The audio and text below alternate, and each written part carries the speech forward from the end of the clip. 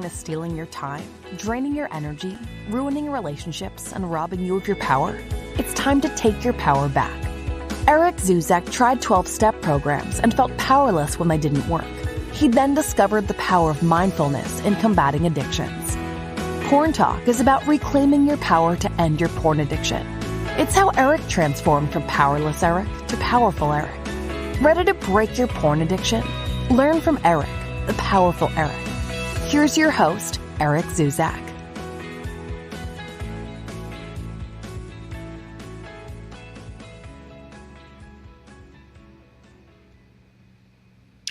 Welcome to Porn Talk. This is Powerful Eric. This show is not just about breaking addictions.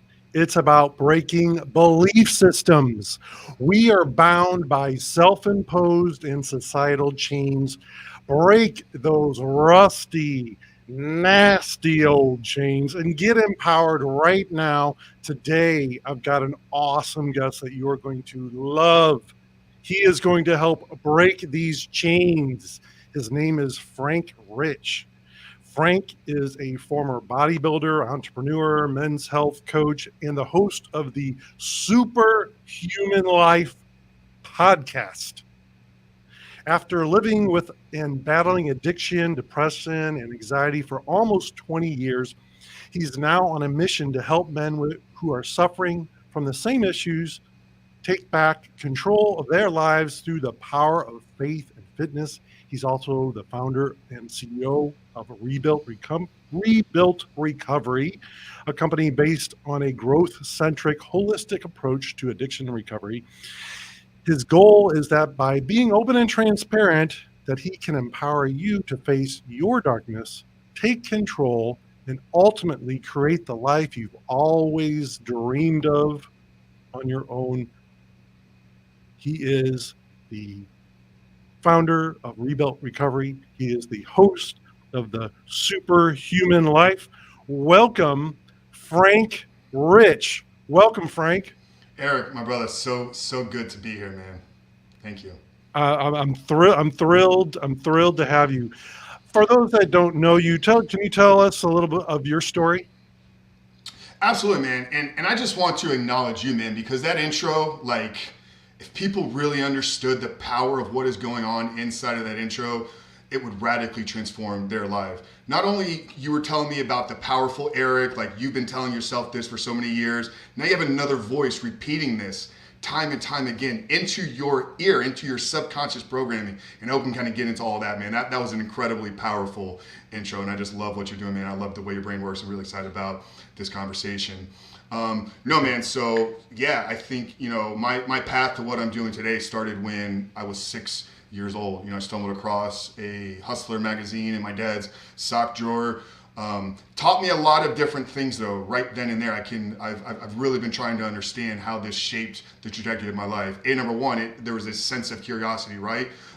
With the female body at such a young, ripe age, not knowing why this woman in this image made me feel any different than any other body that I want. But that set me on this cascade of almost 30-year addiction. But what it also did, Eric, and I think I was telling you this before we hit record, is it began to shape my identity as somebody that could keep secrets, and it was okay to do that, right? Because my dad had secrets from my mom. My dad had secrets from us. These were things that he was consuming and participating in that he never talked about with any of us. So it set me down this path where it didn't matter what I was doing, through school. I was, an A+ student in multiple varsity sports letters, and I got into my 20s, started having some success in the corporate world, started getting into leadership training, running teams of 65, 80 people, when I was 22, 23 years old, like things that I would have never thought I would be doing. And then I got into bodybuilding, had some success there, like really learned the power of discipline, work ethic, delayed gratification, putting things off for the longer haul. But at the same time, I had all these secrets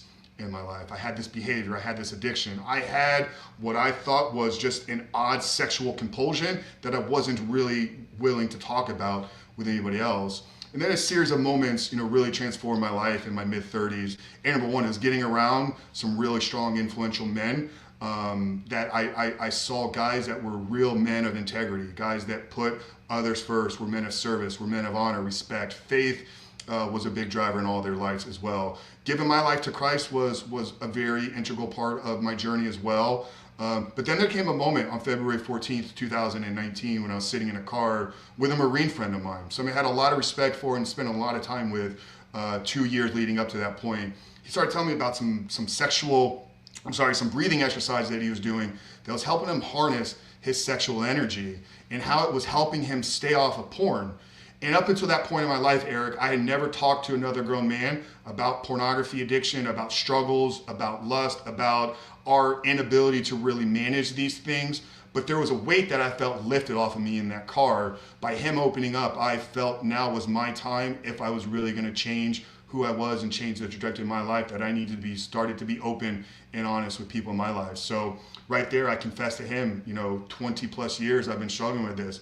At this point, I'd spent maybe 3 to 4 months trying to understand the brain and is there really an addiction tied to this? Like I said, I never really thought about it as an addiction. I'm like, I'm just an overly sexual person and this is where I go to satisfy it. And yeah, it's a little odd that I'm watching porn in some of the places that I was, and I would, miss social gatherings. I'd stay at home, or oftentimes I would go out only to want to come back home and end the night in front of a screen. Yeah. But by me opening up there, I felt something change inside of me, and it set me down the path where I just wanted to tell everybody. So for the next 6 weeks, I literally scheduled meetings, appointments, Zoom calls with all my friends, and just started telling them hey, I've been struggling with this, but I'm working and I'm committed to overcoming it. And there was an interesting thing that happened, because I had a lot of fear, especially in the beginning with Zach. What's he gonna say? How's he gonna judge me? Zach opened up his arms, gave me a massive hug, and he's like, dude, it's gonna be okay. A lot of men are struggling with this. Most men are struggling with this. It's gonna be okay. And then the same thing happened. And it didn't matter if I was having a conversation with a doctor, a CEO, a professional athlete, an everyday, father, a church leader. It didn't matter who they were. The reaction from them was always the same. The arm went around me and said, it's gonna be okay. You took the biggest step though, Frank, with owning it, with admitting it, and then taking the responsibility that you were gonna change your life. So that's a little, 3.5 years ago. 90 days kind of went by, that rebooting, recovery phase, when your brain begins to kind of reset. You begin to see yourself a whole lot differently. That led me to launching the podcast in July of 2019, really just to put my story out there in the world. I didn't know a lot about porn addiction. I didn't know that there was as much podcasts and coaches and other people like yourself that were out there, but I saw an opportunity with somebody that had achieved a level of success in his life, but also was struggling with it. I had tools, man. I had studied personal development. I'd studied human performance. I'd studied human nature, psychology. I thought I had the keys to success, and I'm still struggling with addiction. What about the guys that haven't gone down the path of education that I've gone down? What about the guys that are maybe don't have as much discipline and willpower because they haven't been forced to develop that in themselves? Maybe they could benefit from hearing some of the things that I was doing. So the original podcast was really just to put my story and others out there into the world. And that led us 6 months later, we're getting a lot of inquiries and requests for coaching. So on July 28th of 2020, that was really the soft launch of Rebuilt Recovery, just seeing if I had what it took to help men. So the first 6 months was, from the coaching perspective, was really just walking guys alongside, literally side by side with them. And now we built that into a curriculum. We have a course available, group coaching, one-on-one coaching, everything in between. And it's been tremendous, man. And I think, like I told you, my mission and purpose here is to eradicate the world of pornography addiction, and realizing I'm going to need relationships with men just like yourself and the audience here today to actually make that successful. Well, I appreciate you telling your story. What was the very bottom for you? What was one of the darkest times for you with porn addiction? Yeah, man. There were a couple of them, man, and I don't know if it was directly due to the porn addiction, but I think it was the mental state that I was in as a byproduct of the porn addiction. But there was one particular moment. I've been talking about this a lot recently. It's been coming up. I was competing in a world bodybuilding kind of fitness modeling show in downtown Orlando. Something I'd worked, years and decades to get to the point where I could even walk across that stage and hold my own. I put a lot of pressure on myself to win.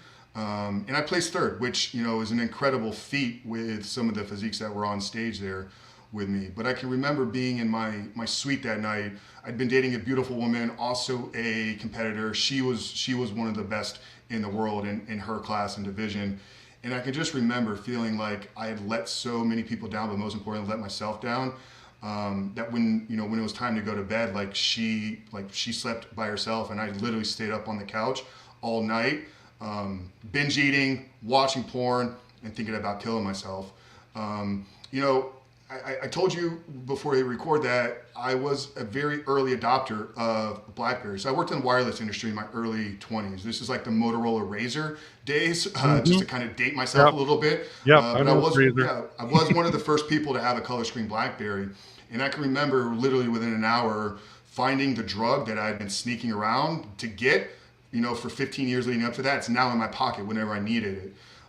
So I've sat inside of, a Dillard's, Macy, or Nordstrom public restroom hundreds of times, concerned with what is the person next to me gonna hear, but just not even really caring while I'm watching porn and pleasuring myself. I think those are probably some of the lowest moments, when you're literally worried, like, is somebody gonna come in? Am I gonna get caught? Like, there's a person literally sitting next to me. They have no clue what I'm going through, or what I'm even doing. So that would probably be the lowest, man, is those points, within the public spaces. Yeah.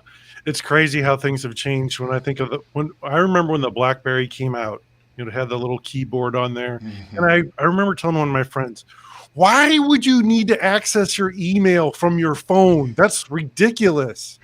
Like, who's that busy and now I'm constantly, checking my phone, my email on my phone. And then, of course, having the world's largest library of pornography at your fingertips now. Yeah. But they're speaking, so that really points to the power of neuroplasticity, though, right? What fires together, wires together. Less than 20 years ago, nobody was checking their phone, email or social media. Social media wasn't even around. In a very short window, less than 2 decades, it's like every human being has been wired, conditioned, and it's almost our default pattern of behavior is that when we're bored, the phone comes out, and we're trying to find something to entertain. And that's only a product of behavioral conditioning passed down from parents to kids. And then you do something long enough, it just becomes an automatic, default response for yourself. Yeah. I tell that to I've got a 7-year-old son and a 3-year-old son. And I tell my 7-year-old sometimes, he might be bored or whatever. And I'm just like, that's fine. Be bored. You don't have to be entertained every moment of your life, nor should you be entertained every moment of your life. So I'm like, just be bored, sit with that. Yeah, it reminds me of a video. This was one of our early YouTube videos back when we went all in on YouTube in July 28th of 2020, and we haven't missed a day since of putting at least one video on YouTube. But there was an interesting one where I was in a meditation setting or journaling.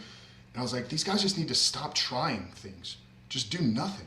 Like, doing nothing is the path to overcoming your porn addiction. And I was able to create a little 10-minute kind of video around kind of what I was really speaking to there. But it's learning to just sit and be present and be alone and not be anxious, not be insecure, not needing some type of stimulus. I think one of the hardest things for most people is just to sit in your own thoughts. And if you're struggling with an addiction, if you have behaviors that you're not really proud about, that is going to become even darker to sit in, because when you're alone and you're not being stimulated, what comes to the surface? All the things about yourself that you don't like. But if you could learn to sit in that for a little bit, I think there's real power in doing that.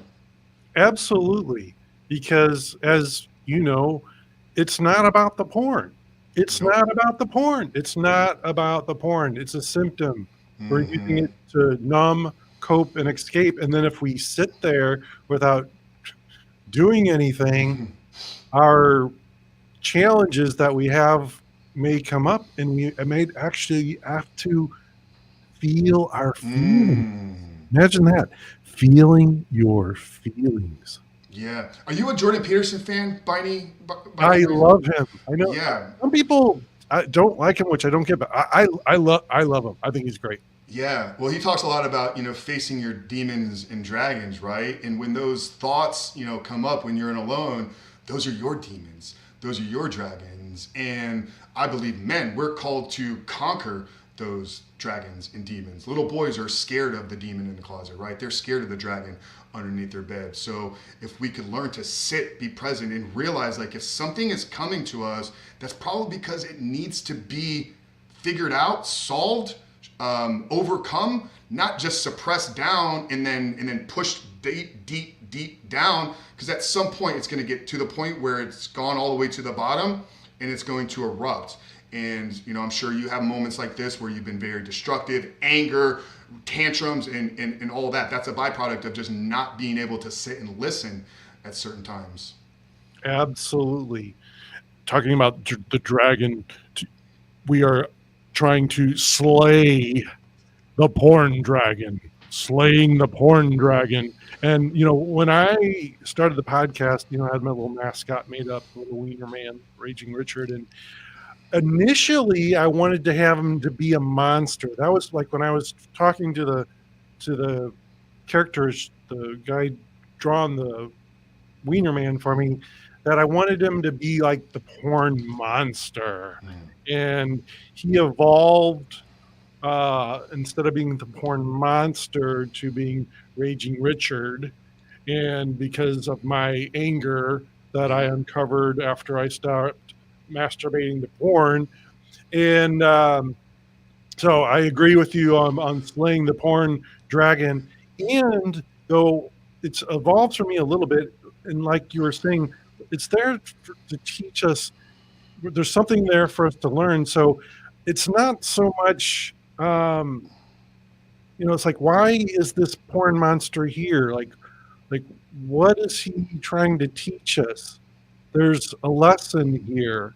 And as Napoleon Hill from Think and Grow Rich likes to say, in any failure or adversity is the seed of an equal or greater positive benefit.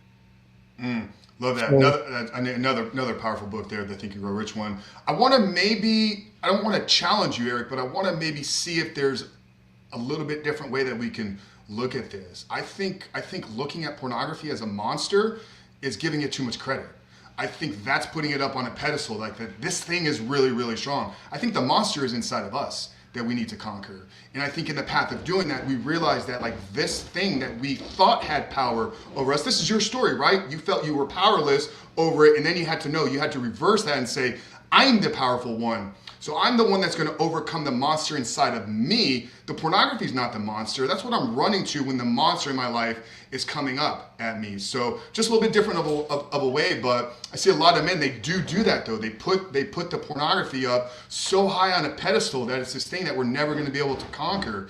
And just that thought is so limiting to growth, to potential, and the ability to transform our lives. So I'm glad you landed on the little penis angry guy. I think that's a lot better than a monster, because like I said, I think the monster is just giving it too much credit and too much power. Yeah, no, I agree with you. That was my original thing, was that it was the monster, but then I learned that this has come to teach me something. Yes. It's here to teach me something. And what is that? And it's different for everyone.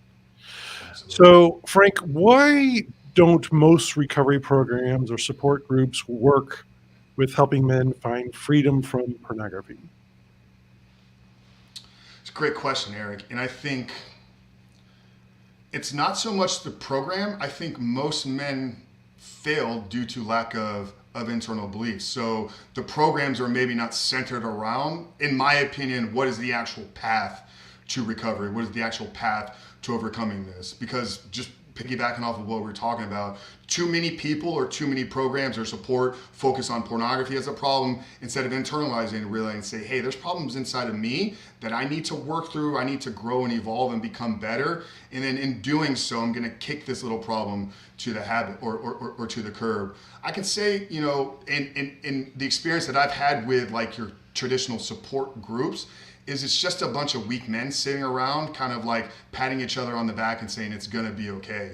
And yeah, it is gonna be okay, but it needs to be okay right now. And if you've had a pattern of repeating the same mistake over and over again, it's not a mistake, it's a choice. So yeah, I want you to know I'm going to support you, but I'm also going to challenge you to level up. So I think there's a lack of accountability in a lot of programs, in a lot of support groups, because hey, it's every man's problem, right? So this thing is so powerful. It's got this monster, it's got this dragon and demon that is so big that we may not actually ever be able to conquer it. So I think it's just very limiting from, once again, putting the pornography so high up on a pedestal, but then also not having the internal belief within ourselves that we can transcend this, we can overcome through an element of identity change, through an element of personal responsibility to conquering our internal demons. Yeah. What you're talking about reminds me for some reason of like back in the day, like my grandpa, for example, World War II guy, and these guys went through some really serious, hard times, and I think back in the day too, like they didn't have way back, no air conditioning, maybe no refrigerator, maybe you had an outhouse to go to instead of a car, you had a horse, and there were some rugged men that had to deal with a lot of stuff that we just take for granted for, like, indoor plumbing, for example. I'm just going to go and get a drink of water. And what I'm leading up to here, you said something about, maybe I'm paraphrasing here a little bit, but, weak men. And I grew up, when I was a teenager in the 80s, that was the most affluent time in U.S. history. And there were no wars going on. And I was soft. I was super, super soft. I'd come home from school and watch TV and, would have maybe some chores to do. But I look back and I think, man, I was such a soft person. And, now, then I chose pornography to soothe myself. Are men today softer than they used to be? Oh, 100%. I mean, like, that's not even, like, we don't even need my opinion around that. Let's just pull up a research study on hormone levels and testosterone of men today. So the average, I believe it's the average 25 to 30-year-old today has the testosterone levels of a 60-year-old just 40 years ago in 1980. So that in of itself is a crippling thing to the men and to the world, as we just have weak, effeminate men that are just lower levels of testosterone. Testosterone is the hormone that makes men men. Like, it is one of the primary, drivers of our drive, our ambition, our strength, our ability to seek adversity. Those are masculine traits that are a byproduct of testosterone. I mean, the world is, we live in a microwave society. You want anything, you push a button and it shows up. I'm hungry, push button, food shows up. We don't have to go out and hunt, kill. We don't even have to go to the store anymore. Literally everything can come to our front door. I love the way that John Eldredge, I don't know if you're familiar with John Eldredge, he wrote Wild at Heart, a couple other great books. He's in the men's kind of masculine from a faith perspective. But in the book Wild at Heart, he has this quote or line where he talks about what makes pornography so dangerously destructive to young men is it gives them everything they desire sexually from a woman without requiring anything back of in return. If you think about, like, in previous times, and this is also social media culture, right? Like, you want to hook up, you want to have sex tonight. I could go on Tinder and probably match with 30 women in the next hour and probably have multiple dates lined up here tonight. And the chances are, if I'm in the right app and I play my cards correctly, I would be able to sleep with one of them. And that's not what I'm encouraging anybody to go and do. But it's getting to this point where, like, men of the old, like, they had to protect, they had to provide financial safety, security for the people, women most importantly in their life, in order to actually be able to get intimate relationships with them. But nowadays we can sit behind a screen, feel like we're getting relationship. This is where OnlyFans is massively destructive, because it brings in that back and forth exchange. So we can feel like we have a relationship, we get everything we want, we get the release, but we don't ever have to show up in the world as a real man of purpose, as a man of protection, as a man of just being a valuable resource. I think men are called to be resources to the rest of the world, and we're not seeing that. We're seeing men as consumers. They're consuming TikTok, social media, pornography, junk food, NFL games on Sunday. Like it's a consumer-based society instead of a creative, production-based society. The study that you were talking about with the testosterone, what was the conclusion of the study that the big difference of testosterone levels from the 20-year-olds? Yeah, there's a lot of different reasons around it. I mean, I think that study was trying to understand the products that we're consuming. So, skincare products, food, processed food, fertilizers, like all these things have phytoestrogens, so there's a lot of science and research that I'm not really too keen on. But I think that's what they were really trying to drive, is how is our just lifestyle, living indoors, not getting sun exposure, sitting behind a screen, getting poor sleep. So it's really a byproduct of the way that people are living is what's producing these things. Like I think pursuits like pursuits of a podcast, pursuits of writing books, pursuits of creating enterprises for the world. Like, once again, that drives men, and that will shape us. And I gotta assume like that is what's keeping men as little boys, because there's no need for men to grow up in the world, because everything is available at the push of a button. Yeah. And talk about just sitting behind a computer or looking at your phone. I mean, there's very little physical activity, I would presume, would be one of the contributing factors to that lower testosterone for sure. Oh, 100%. Absolutely, yes. We all live a sedentary lifestyle. I don't know what the actual number is, but I would assume that the average person probably moves maybe 4,000 to 5,000 steps per day. It's like a lot of people put this goal of like 10,000. Like, I'm at 10,000 steps most days by 1 o'clock, and I work indoors. I'm just very aware and intentional about constantly being moving. I mean, I'm standing up right now just because I would rather be here than seated for this hour. So yeah, the sedentary lifestyle is definitely leading us to that. So let's move into more of the solution here. So for those of you that don't know, my story in a nutshell, I was addicted to porn for decades. I went to 12-step meetings where they have you say you're powerless over the addiction.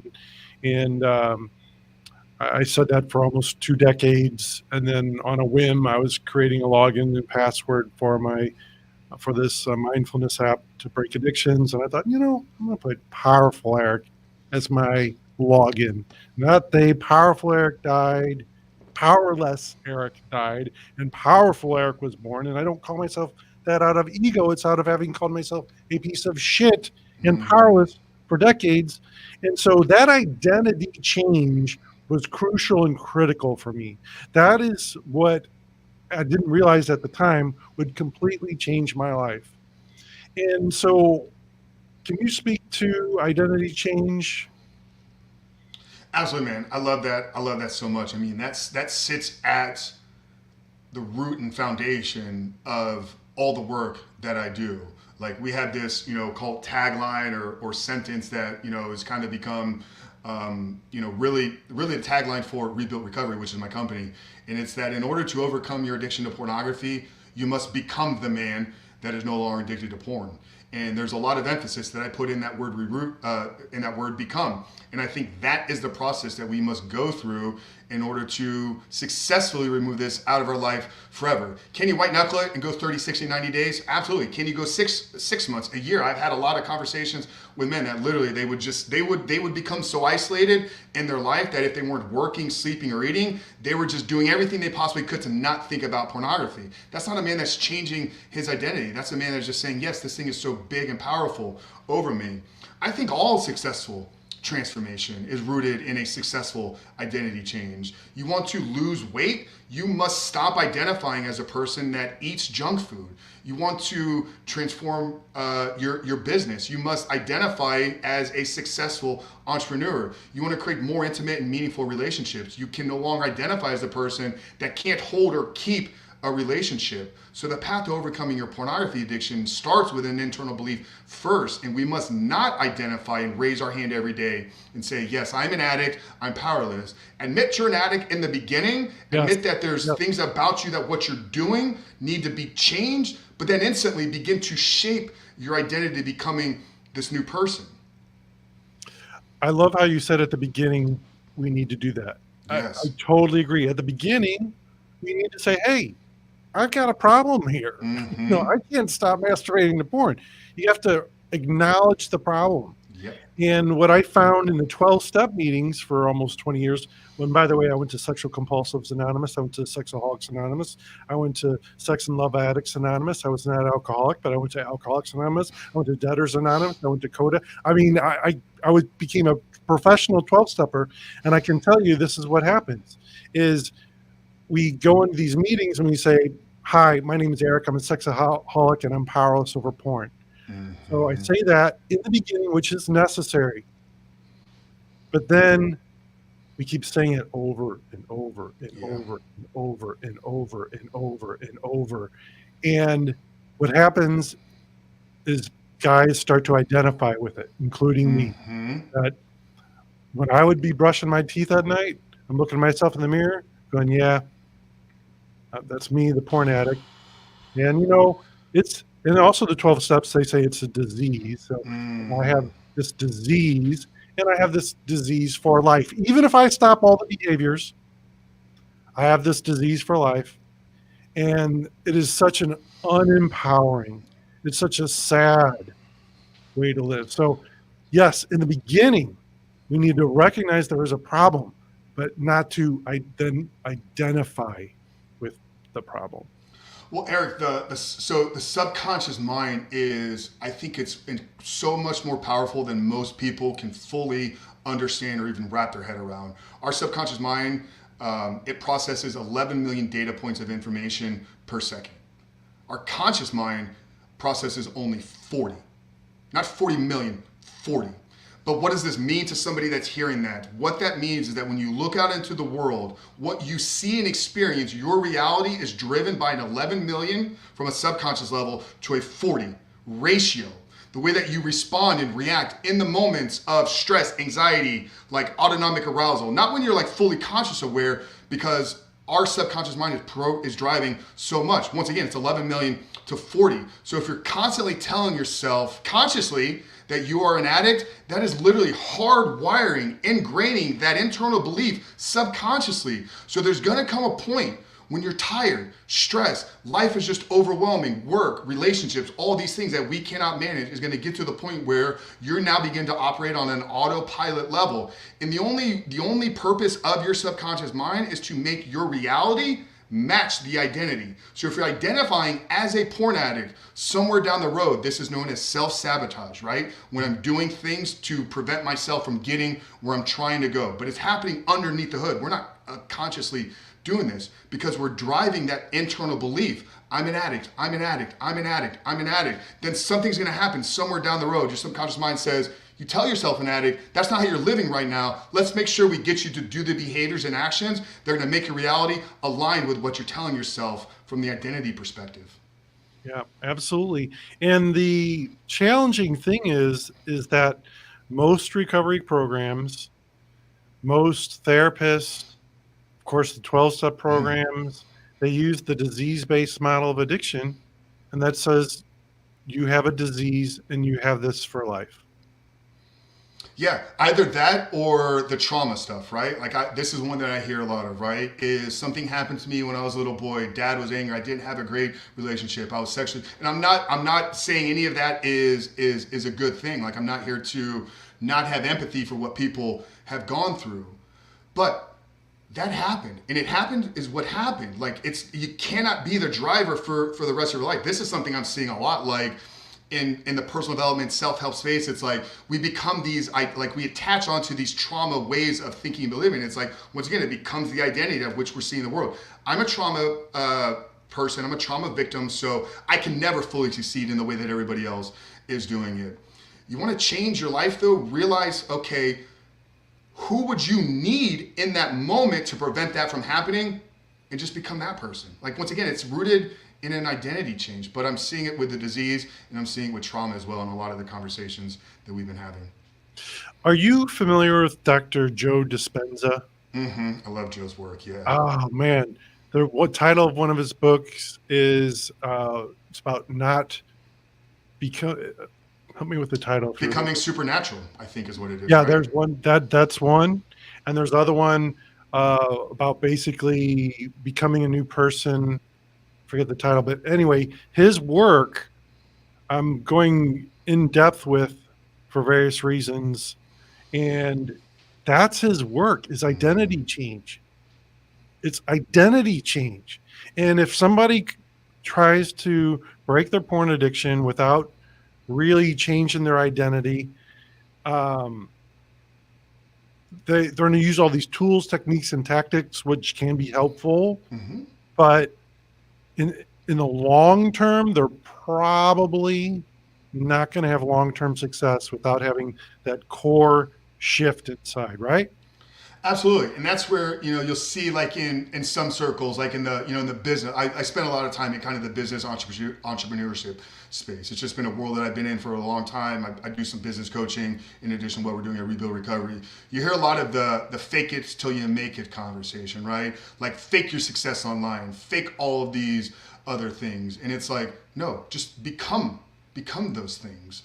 And I think that there's elements of that, is like you have this arsenal, like you're walking around with a toolkit of like, trigger, oh, let me do some breathing. Trigger, let me do something else. Let me just constantly keep my mind overstimulated on other things.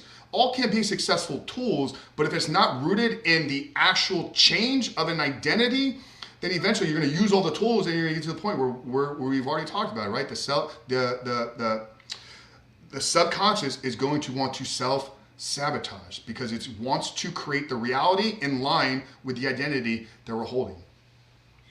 One of the other solutions that you brought up too was breathing. I'm really a huge advocate of breath work. And are you familiar with Wim Hof at all? Very familiar. Yeah. So actually, when I was having the conversation with Zach, it was the breathing exercise that he was studying and learning from Wim Hof. So I have a cold exposure. I literally have an ice barrel sitting on my patio right now. I'm a big fan of the cold plunge, cold exposure. But yeah, Wim he's the best. Yeah, I've had a lot of success personally and with my clients with breath work. If you're struggling with porn or sex addiction, man, breath work is so powerful. It is so powerful. And, I talk about brain cookies. Like, when we view pornography, the dopamine and all that stuff people get into, I call it brain cookies. And I say, your brain is going to get those brain cookies one way or another. You can either give it to them healthfully or unhealthfully. And man, I get massive doses of brain cookies from doing the Wim Hof method, cold exposure, and the breathing. Oh my gosh, I guess it sends me to the moon.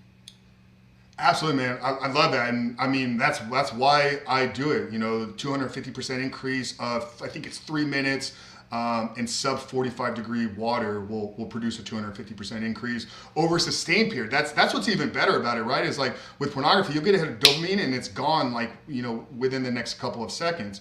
With something like a cold exposure, you start your day on that. It's like you feel like you're literally getting these drips and releases like throughout the entire day, incredibly powerful. There's another way of breathing though that I think is really practical that can help people. So I got this from Dr. Andrew Huberman, who oversees the research lab at Stanford. Huberman Lab, incredible podcast. He talks a lot about a term known as a physiological sigh. It's something that our body naturally does. Animals do it as well, but we can regulate this ourselves. So we can induce a physiological sigh.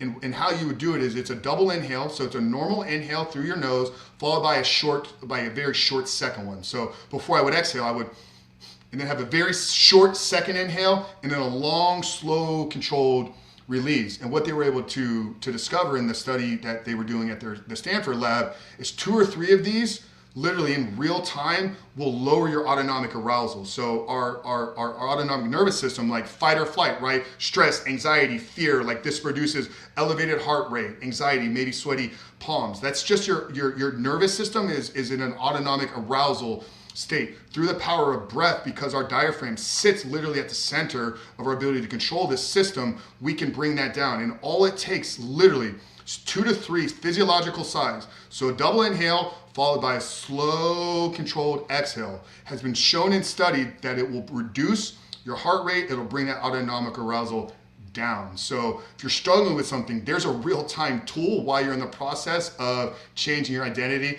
that can help with some of the triggers, stresses, and urges that men are going through. Frank, let's do it now, man. Let's sigh together. Let's do it. So first, if you can demonstrate for me, and then I'll go. Okay? Absolutely. Yep. So I'm gonna go.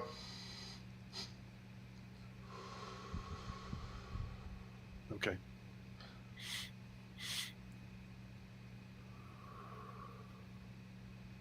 Allow the first inhale to be a little bit longer, almost like a real natural inhale. And then the second one is a very short. And what it's doing is, so our lungs are pockets.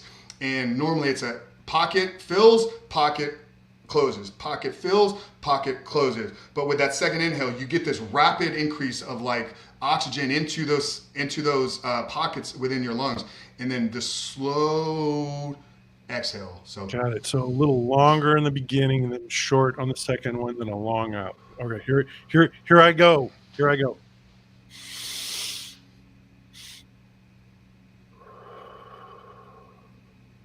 Was I better on that one? Yeah, that was good. Yeah. How did that feel? Good. And it's funny. I mean, that's a natural thing that people sigh. And it's a natural thing to make. Yeah, so it is an unconscious breathing pattern that we just naturally will do. But the amazing thing with breath, man, is it's one of the only things that we do at an unconscious level that we have the ability to take full conscious control over. So yeah, we're doing it. I mean, if you have a pet, you'll see your pet do it sometimes too. It's crazy.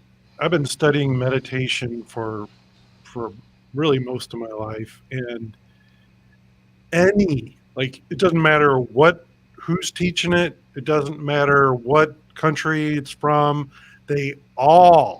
every single one talk about breath. Our breath is powerful. 100%. So I shared, I gave my life to Christ at 35, 2018, and I went through a spiritual kind of training course earlier this year. It was a 40-day kind of morning meditative practice where we were studying scripture, we were studying the life of Jesus and Yahweh, and the guy leading this group had us do breathing, like he called it biblical breathing, and it would be Yahweh. Yahweh. Like breathing with the voice of God. Like there's a lot of spiritual, like this is not my area of expertise at all, but I thought that was really cool and see, because I'd never seen it really discussed in a Christian space. You hear a lot in Western religions and other meditative practices, but this was cool to see it from a biblical perspective. That really, really helped me. I can't help but think of this. I was raised Catholic, and in Catholic grade school, there was a song, Yahweh, I know you are near, standing always at my side. As you can tell, I am not a professional singer, so... But there's even there's even more to it, right? And I'm not I don't want to make this conversation all about faith and in any of that. That's not what I'm here to do. But in Genesis, when God created Adam out of the dirt, right? He breathed into him the breath of life. Like there's so much power and meaning. I see it biblically there, just the power of what we can do with our breath. The breath of life. And that leads me to words When we breathe, in order to speak, we must breathe. And one of the traps I fell into, in addition to pornography, was using phone sex along with that. Not just like, I mean, earlier than that was phone sex, and then came the chat rooms and all that. And the words we speak are so powerful. So if you're calling yourself a sex and porn addict, this goes back to just what we were talking before, that yes, you need to admit you have a problem, but it's time to change gears. Frank, what's another tip, tool, technique, tactic, or life change strategy? If there's somebody listening right now and they are really struggling, they're listening to us and they're like, yeah, but these guys are two porn addiction recovery coaches. Like this is what these guys do for a living. So, and I've been struggling with this for decades. This all sounds good, and this identity change thing, and breathing, and all this, but I don't think there's any hope for me. Yeah, I mean, we've talked a lot about hope or identity, words, and everything. I want to maybe give something here that I think can be truly unique in our approach. I think one thing that we're bringing kind of to the space is the integration of fitness and nutrition. If you're struggling with a compulsive behavior, what at its core is that? That's a lack of self-control, self-leadership. But if we can learn to develop self-control in other areas of our life, we can begin to identify as somebody that has control. Then we could take that identity, redirect it into the path to pursuing or transcending our porn addiction. So one of the things that we do very early on in our coaching program, and it's been very helpful for me as well, is a prolonged fast of 48 hours, literally 2 Love days. that. I want you to go without food because I think there's a lot that comes out of that.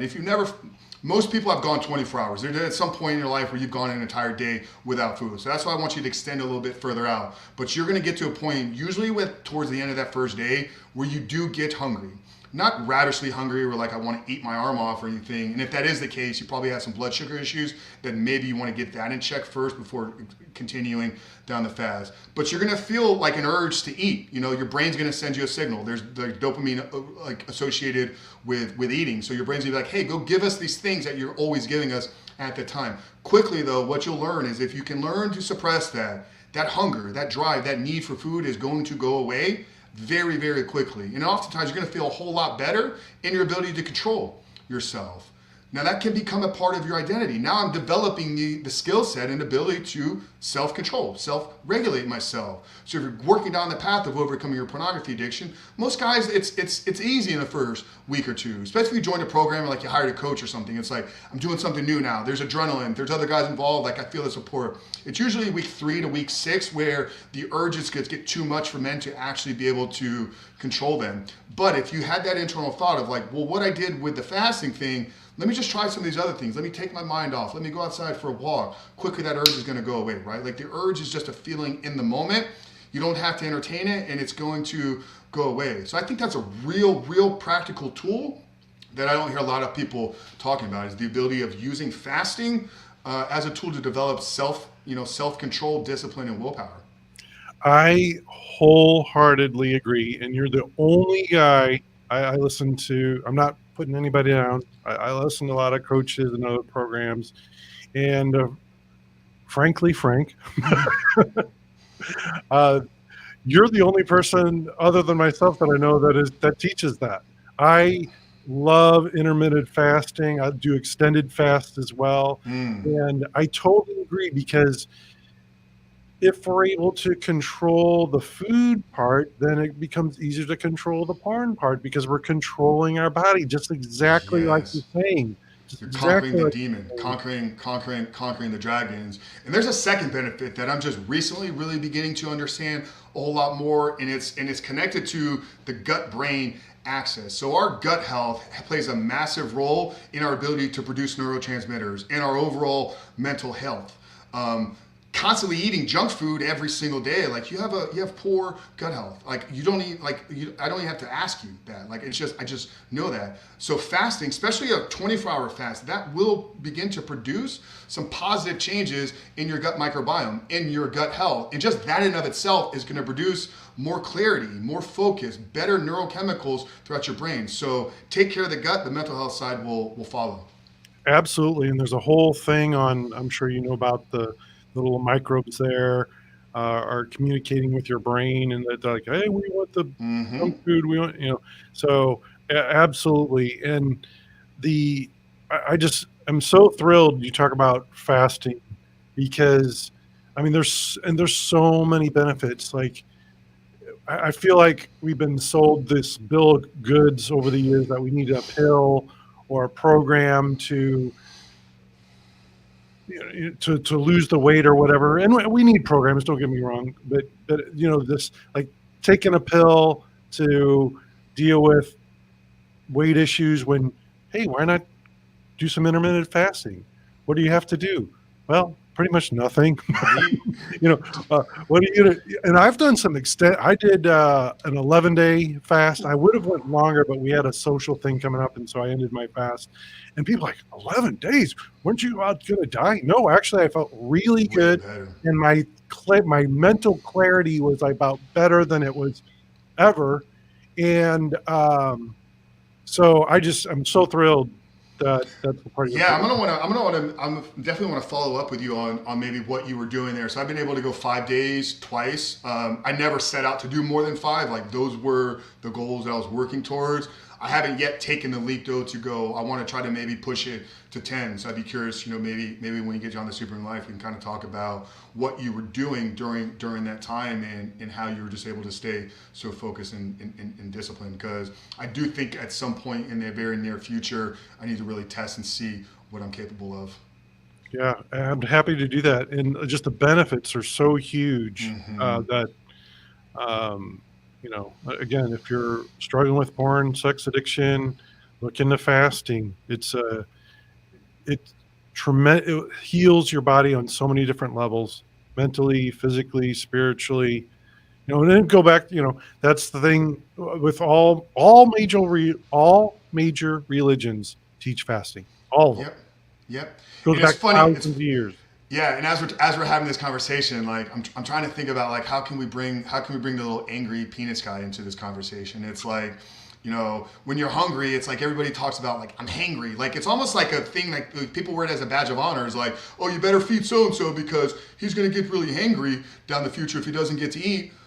Well, that's not a good thing. Like being hangry, like getting angry because you haven't been fed in 2 hours, is childish behavior. Like sounds a whole lot like pornography addiction. Like I'm gonna go seek out pleasure in myself because I didn't get what I wanted today. And if I don't get the pleasure, I'm gonna punch some holes in some walls because I'm being a dick to the world. So yeah, I think that there's just something I just thought would be really cool to kind of bring in here. Yeah, absolutely. Raging Richard raging for porn, or Raging Richard raging for food, Yeah. something to fill the void so we don't have to feel our feelings. That's Mm. what we ultimately need to do Yeah. because our feelings are give us direction, give us feedback on if we're going the right direction or not going the right direction. And um, fasting had lost my train of thought there, but well, anyway. Well, fasting another benefit I feel I get out of fasting as well. And so I had Dave Asprey on the show like Oh, probably 18 months ago. He wrote a book awesome. called Fast This Way, and we were talking a lot about some of the spiritual benefits. And what fasting does is how it opens up your other senses, right? It opens up like you're feeling to feel things, see things, hear things. It's like these other what are they called? What's taste, sight? What are all those called? Taste, sight, hearing. Our senses. Our senses, yeah, like Our, it opens up like the other senses to just be way more stronger. yeah, yeah. Because when you're not eating, and if you're like me, who would often eat um, to cover up emotions, then Yeah. it's like, well, I'm not eating, I'm fasting, so there are my emotions. Mm-hmm. What do I Yeah. do with them? And we talked about sitting with them earlier. sitting with your emotions, Yeah. feeling your emotions. Most people don't do that. Mm-hmm. So, Rich, tell us if someone wants to learn more about you or your programs, how do they do that? Or inspire us here, or tell us about your stuff. Yeah, and I'm not sure how inspirational a website is going to be, but you can check us out at Rebuilt Recovery. That's got all the information about me, the program, some successful stories out there. We're very active on the social media front, so YouTube and Instagram probably the two biggest places right now. Both of those can be found at Coach Frank Rich. So if you go to YouTube, just put Coach Frank Rich, you'll find our channel there. Hundreds of videos, like I said, at least one video every day since July 28th of 2020, specifically on the porn stuff. And there's years of fitness content in there as well. Instagram, Coach Frank Rich. Honestly, if you guys have questions, just reach out to me on Instagram. Just send me a DM, say, hey, I heard you on Eric's talk, with Porn Talk, and we can begin on the path of a conversation. So we do group coaching. We have programs available. I have a free book that you can get on the website as well. It's called The 7-Step Guide to Living Life Without Porn. A lot of resources. And then the podcast side, you can find us anywhere, Apple, Spotify, everywhere. That's called The Superman Life. So there's other elements that we do on the podcasting side of things, because as we talked about today, I don't think the problem with men is pornography. I think the problem's within themselves.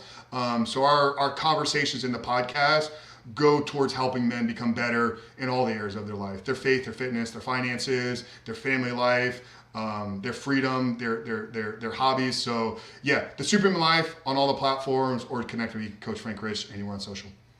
Awesome. Do you have any last words of wisdom? There's another guy now listening, and he's pretty despondent, feeling pretty hopeless. How many last words of wisdom? Yeah, man. I think one of the real changes for me was hearing how many successful people in the world are struggling with this. Like it's not a problem. Yeah, I said some things with being weak and these things, but that can change. Like at your core, brother, if you're hearing this, like you are called to be strong. You were given something unique. You were put on this earth to produce something for good, for other people. And if this pornography is preventing you from doing that, you need to realize that must be the first step in overcoming that. So it can be done. Eric and myself aren't unique. Yeah, we've been able to conquer our addiction, and now we have platforms where we're helping others, but there's thousands of men. I mean, I hear it in the community every single day. I see it in the work that you're doing. I see it in all the friends that I have here in the space. That's what's been amazing about this industry for me, or this particular space, is how supportive of everybody is. I've been in a lot of competitive environments, in corporate world, in sales positions, in starting other companies. Like it was all like me against the world. I think in these communities, what we realize is the opposite of any addiction is not the sobriety aspect. The opposite of that addiction is the community and connection that you create in the path of doing it. So if you're struggling and you're isolating yourself, the first step is get into some type of community. Start having conversations, because if you're living with shame, that's one step above death, and you must get out of that state of being in order to make any progress moving forward. So know you're not alone, brother. Know that there is a path to doing this, and oftentimes you're not seeing the brighter side because of where you are, but every single one of us has something bright on the other side waiting for us. We just have to do what's necessary, take the responsibility, get the support needed. And I mean, it's changed my life, it's changed your life, and I mean, hundreds of thousands of men are succeeding. So I would actually challenge that man. If you're saying that you can't overcome this, like that's you giving yourself, like that's an ego thing. Like hundreds of thousands of men are succeeding, millions of men, like you can too. You can too. That's a great place to stop right there. Frank Rich, thank you so much for being here. I want to close with one of my favorite quotes. It's from Zig Ziglar. He says, "You are designed for accomplishment. You are engineered for success, and you are endowed with the seeds of greatness." Go be great. Thanks for listening.